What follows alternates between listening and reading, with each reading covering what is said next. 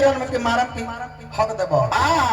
इनकर कलकार के कहनिया मास्टर साहब जय हो और गार्जियन बाने रिश्ता से हंसे खातिर बोलिया करे खिचड़ी रात भर नाल बजावत नहीं तो दिन में रवा सुतत ना हो खब तका जब करे पढ़ाई करावत नहीं लइका लोग के सही बात खिचड़ी चोरा करे देह पालने बाने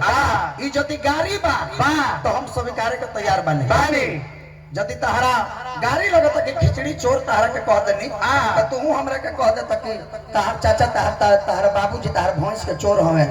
एक और जवाब ई हो जाई लेकिन तू कहतर कि सांड वाला के माला देनी है तो कहतर कि सांड वाला तहर पाहुन लागेले पाहुन मांगा के दामाद हम इनको सुमिरन में माँ या बाबूजी का गाड़ी दिए हैं नहीं माई बाबू आप लोग हाथ उठाकर बोलिए कि हम इसको गाड़ी दिए नहीं हाथ उठावा है अरे चाचा देखो ना देख आदमी देखा आज मारो रह गई बात के तहरा के अरे कहले बानी हां तो तू रे तो रुका तू हमरा के अरे कहता अरे गुडुआ तो ई गाड़ी में ना आई ना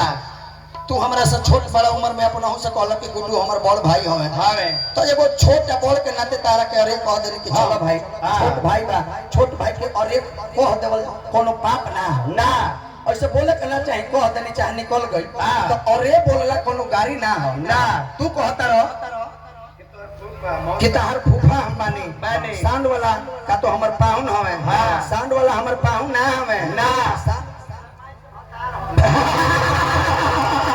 अच्छा पलवाला बेटी जोड़वा के मार पहले यदि माइक में तू गाड़ियों देता रहो तो ऐसा गाड़ी तू दो जब तारा गाड़ी देवे में खुशी बा तो गाड़ी दो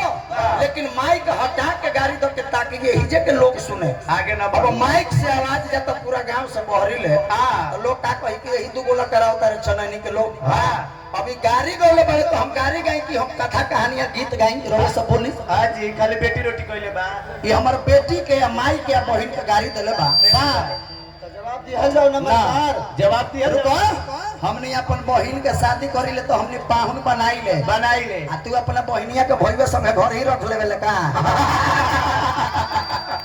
ये अपना बहन के बाप तो हम दोगला है अरे दोगला तो पूरा दुनिया है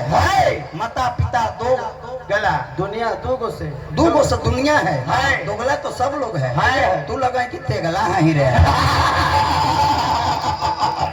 एक माई पांच बताओ जी दोगला तू हो गले के गया जिला के हो के छापरा दोगला तो तू हो गले कि हमर गया जिला में घर हला अब एकर छापरा है तो दोगला ई भेले कि दोगला हम हैं बता कहतर कि गया जिला से छट के आज अरवल बन गया गया जिला से छट के अरवल बना था कि पहले जहानाबाद बना था ये पूर्वक को समझाइए आप लोग दिमाग खोलो ससुर गया से छट के जहाना से छट के अरवल बना ना